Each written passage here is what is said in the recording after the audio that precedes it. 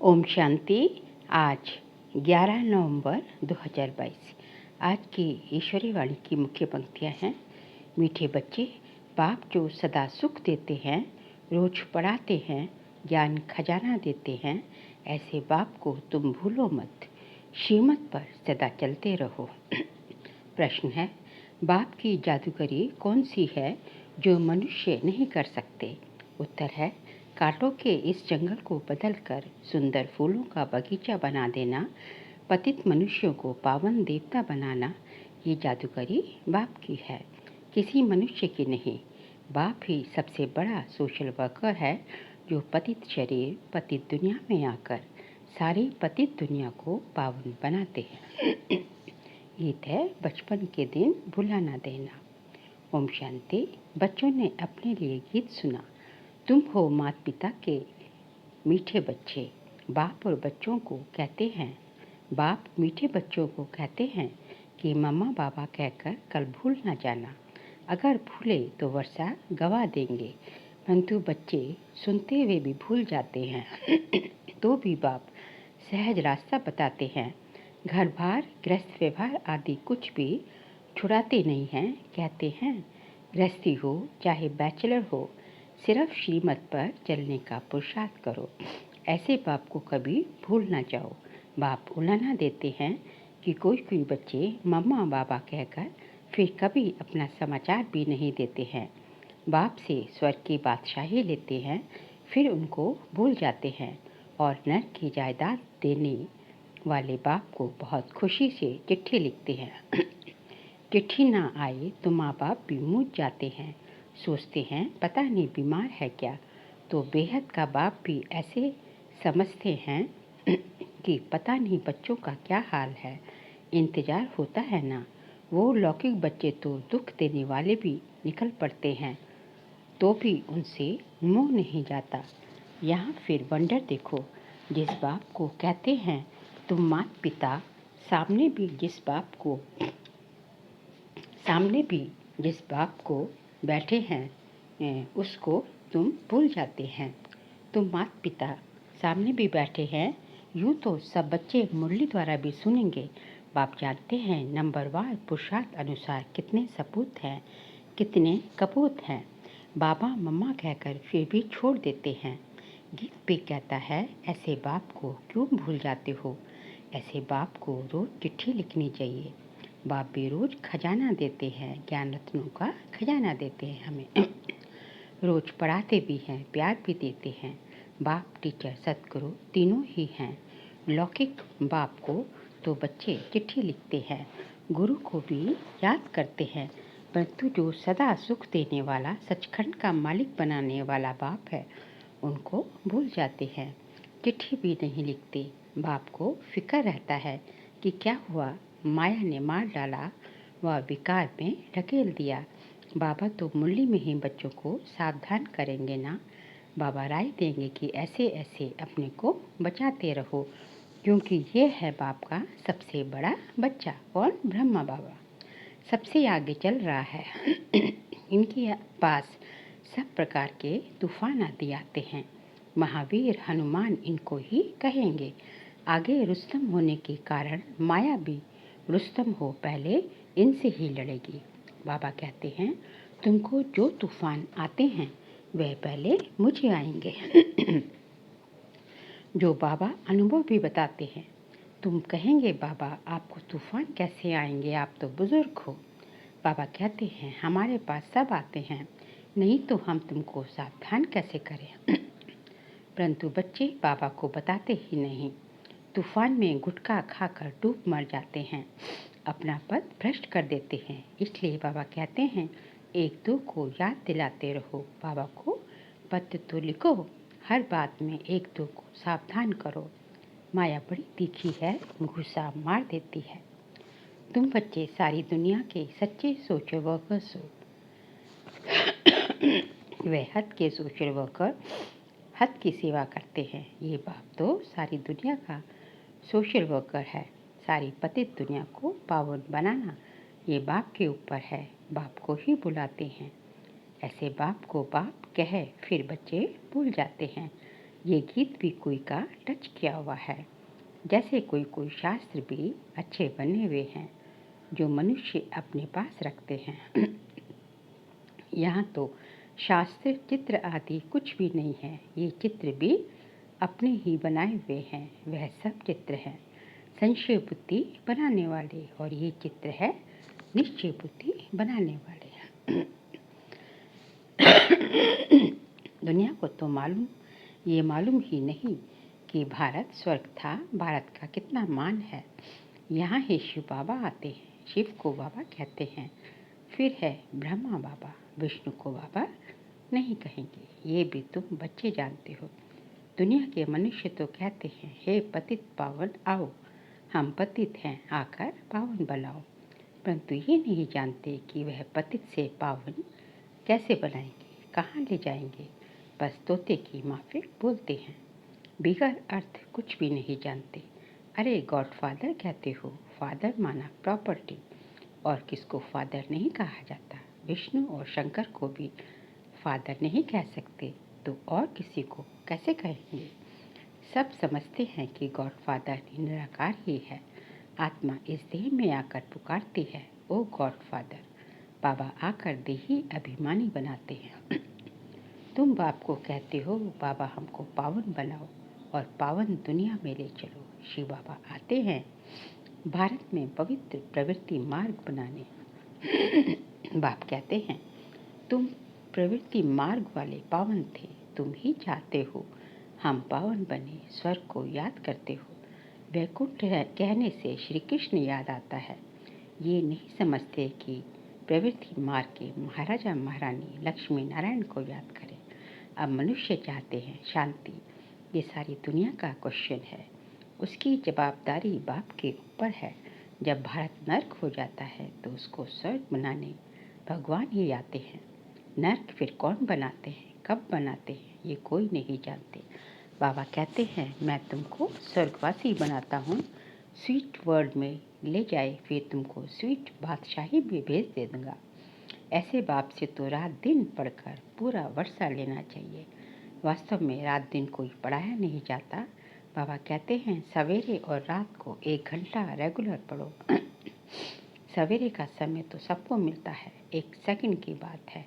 सिर्फ बाबा और वर्षे को याद करना है, फिर भी तुम भूल जाते हो। फिर कहते हो, बाबा हम क्या करें। याद भी बड़ी सहज है, सृष्टि चक्र का ज्ञान भी बड़ा सहज है। ये है पाप आत्माओं की दुनिया, तुमको पुण्य की दुनिया में जाना है। शिव बाबा को याद करो। गृहस्थ व्यवहार में रहने वालों के लिए भी बहुत सहज है, तो बाप बच्चों को जरूर याद करते हैं। फलाने की कभी चिट्ठी नहीं आती है, क्या हो गया। वह जब सामने आते हैं तो पूछता हूँ, क्या बेहोश तो नहीं हो गए थे। बाप के साथ इतना लव नहीं, पाई पैसे कमाने वाले में लव चला जाता है। बाबा को समाचार देना चाहिए, बाबा हम जीते हैं, खुश हैं, औरों को भी परिचय देते रहते हैं। बाबा तो रोज मुरली में याद प्यार भेजते हैं, बाकी एक एक का नाम तो नहीं लिख सकते, तो बच्चों को भी अपना समाचार देना चाहिए। इस समय सारी दुनिया का मुंह काला हो गया है, उनको बाबा आकर गोरा बनाते हैं। बाबा भारत का मुंह फेर देते हैं, कांटों के जंगल को फूलों का बगीचा बनाते हैं। कैसा जादूगर है, स्वर्ग के बगीचे में भारत ही होता है। वहाँ ये पता नहीं रहता कि हमारे पीछे और कौन कौन आने वाले हैं। समझते हैं बस हम ही विश्व के मालिक हैं। सतयुग को कहा जाता है गार्डन ऑफ अल्लाह।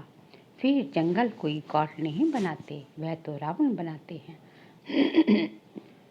रावण पुराना दुश्मन है जिसको कोई नहीं जानते। बाबा पूछते हैं, तुम किसकी संतान हो। बाबा हम ब्रह्मा के बच्चे हैं, शिव बाबा के पुत्र हैं। शिव बाबा ब्रह्मा द्वारा वर्षा देते हैं, ब्रह्मा द्वारा स्वर्ग की स्थापना कर रहे हैं। तुम बाबा के बच्चे बने हो वर्षा लेने के लिए। बाबा कहते हैं, याद रखना, भूलना नहीं। कहते हैं, बाबा घड़ी घड़ी भूल जाते हैं। अरे तुमको जो नरकवासी बनाते हैं उनको याद करते हो, और स्वर्गवासी बनाने वाले बाप को भूल जाते हो। बाप को नहीं भूलेंगे तो वर्षे को भी नहीं भूलेंगे। इस समय तो बाबा हाजिर नाजिर है, कहते भी हैं हाजिरा हजूर है, वह भी गुप्त है। ऐसे नहीं कहेंगे कि हम उनको देखते हैं। आत्मा गुप्त तो बाप भी गुप्त। आत्मा शरीर में आकर बोलती है, मुझे भी शरीर चाहिए, नहीं तो आऊँ कैसे? गर्भ में आऊँ तो गर्भ जेल में आना पड़े। मैं गर्भ जेल में क्यों आऊँ? मैंने कौन सा गुनाह किया है? गर्भ महल तो होता है स्वर्ग में। हम स्वर्ग में आकर क्या करेंगे? स्वर्ग का मालिक तो तुम बच्चों को ही बनाता हूँ। यहाँ सम्मुख बैठकर सुनने से सबको मज़ा आता है। यहाँ से बाहर जाने से सब कुछ भूल जाते हैं। 21 जन्मों की राजाई लेना और साधारण प्रजा में पद पाना, फर्क तो बहुत है ना। भील लोग रोटला खाते हैं, साहूकार माल खाते हैं। फर्क है मर्तबे का, परंतु दुखी तो दोनों ही होते हैं। स्वर्ग में फिर सब सुखी होते हैं, परंतु मर्तबा नंबरवार है। हमको पुरुषार्थ करके ऊंच पद पाना है। मम्मा पापा को फॉलो करना है। इस समय श्रीमत मिलती है तो माता पिता को फॉलो करना पड़े। माता पिता तो साकार में चाहिए, श्री बाबा को तो पुरुषार्थ करना नहीं है। मम्मा पापा पुरुषार्थ कर 21 जन्मों का राज्य भाग्य लेते हैं। फिर जो अच्छा पुरुषार्थ करते हैं वे गद्दी पर बैठते हैं। 8 पास विद ऑनर होते हैं, उनमें आना चाहिए। उसमें नहीं तो फिर 108 में आओ। मार्जिन तो 16,108 की भी है। 16,108 की बहुत बड़ी माला होती है, उनको बैठ खींचते हैं। यहाँ माला जपने की बात नहीं। बाप तो कहते हैं फॉलो करो। ये ब्रह्मा बूढ़ा पढ़कर पास हो नंबर 1 में जाता है। मम्मा जवान भी नंबर 1 में जाती है। तो तुम पुरुषार्थ क्यों नहीं करते हो? गफलत क्यों करते हो? बाप को पत्र भी नहीं लिखते, याद भी नहीं करते, प्रण भी कर जाते हो, परंतु बाहर गए खलास। हम कह भी देते तुम बाहर जाने से भूल जाएंगे। कहते हैं बाबा हम नहीं भूलेंगे, फिर भूल जाते हैं। वंडर है ना, ये है बिल्कुल नई पढ़ाई जो कोई शास्त्र में नहीं है, कोई समझ नहीं सकते। अब बाबा ने दृष्टि दी है इस अंतिम जन्म में। बाबा सुनाते हैं, हम गीता भी पढ़ते थे, नारायण का भी पूजन करते थे, गद्दी पर भी नारायण का चित्र रखते थे। लक्ष्मी को कैसे मुक्त कर दिया। दुनिया वालों से बड़ा युक्ति से चलना पड़ता है। तुम भी गुप्त रीति बाबा का परिचय देते रहो कि बाप और वर्षे को याद करो। स्वर्ग के हैं देवी देवता, इसलिए लक्ष्मी नारायण का चित्र बनाया है। पहले त्रिमूर्ति नहीं डाला था क्योंकि ब्रह्मा को देख बिगड़ जाते हैं, परंतु ब्रह्मा बिगड़ काम कैसे हो? बीके बाप को नहीं देखेंगे तो काम कैसे होगा? बाप कहते हैं गीता में लिखा हुआ है, मन मना भव मध्याजी भव। चाहे मुक्ति का व जीवन मुक्ति का दोनों वर्षा मैं दे सकता हूँ, और कोई नहीं। बहुत समझने की बातें हैं। अमृत वेले उठकर विचार सागर मंथन करना है जरूर। दिन में भल काम करो, परंतु अमृत वेले 4 बजे से 5 बजे तक बैठकर याद करो तो बहुत सुख फील होगा। बाबा स्वीट होम से हम बच्चों को पढ़ाने आते हैं, फिर चले जाते हैं। कहते हैं मुझे याद करो तो खाद निकलेगी। जब सच्चा सोना बन जाएंगे तो पास विद ऑनर होंगे। अगर ऊंच पद पाना है तो पुरुषार्थ से क्या नहीं हो सकता। बाबा फिर भी कहते हैं इस ईश्वरीय बचपन को नहीं भूलना। ऐसे बाप को घड़ी घड़ी याद करना चाहिए। याद से तुम कंचन बनते हो। अच्छा मीठे मीठे सीख लेते बच्चों प्रति माता पिता बाप दादा का याद प्यार और गुड मॉर्निंग। रूहानी बाप की रूहानी बच्चों को नमस्ते। हम रूहानी बच्चों की रूहानी बाप दादा को नमस्ते नमस्ते नमस्ते। सार के लिए पॉइंट से किसी भी प्रकार की गफलत नहीं करनी है। 1-2 को सावधान कर बाप की याद दिलाए उन्नति को पाना है। अपने ईश्वरीय बचपन को भूलना नहीं है। माता पिता को फॉलो करते रहना है। माया के तूफानों से डरना नहीं है। अमृत वेले बाप की याद में बैठकर सुख का अनुभव करना है। आज का बाबा का वरदान है, दृढ़ता की शक्ति से सफलता प्राप्त करने वाले प्रयोगशाली त्रिकालदर्शी भव। दृढ़ता की शक्ति से सफलता प्राप्त करने वाले प्रयोगशाली त्रिकालदर्शी भव। बाप दादा का वरदान है, जहाँ दृढ़ता है वहाँ सफलता है। तो दृढ़ता से कोई भी गुण व शक्ति के प्रयोग का प्रोग्राम बनाओ और पहले स्वयं में संतुष्टता का अनुभव करो। दृढ़ संकल्प हो कि मुझे करना ही है। दूसरों के अलबेलेपन का प्रभाव नहीं पड़ना चाहिए। त्रिकालदर्शीपन की स्थिति के आसन पर बैठकर जैसा समय वैसे विधि से पहले स्वयं सिद्धि स्वरूप बनो।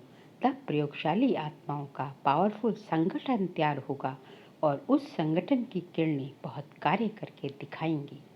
आज का बाबा का स्लोगन है, सर्व की दुआएं प्राप्त करने वाले ही संतुष्ट मणि है।